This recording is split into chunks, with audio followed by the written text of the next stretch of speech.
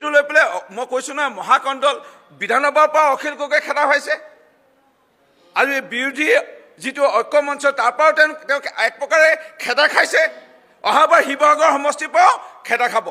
কৈছোঁ নহয়, মহাকণ্ডল বিধানসভাৰ পৰা অখিল গগৈ খেদা হৈছে আৰু বিৰোধী যিটো ঐক্য মঞ্চ তাৰ পৰাও তেওঁ এক প্ৰকাৰে খেদা খাইছে।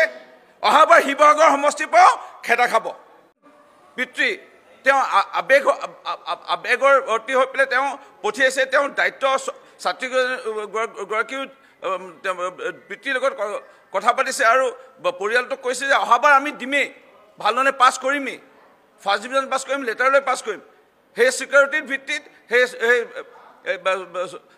দুগৰাকী নাচনী বা ছাত্ৰীক দেউতাকে অনুমতি দিছে আৰু নিজেও লৈ আহিছে, নিজেও ঢোল বজাইছে।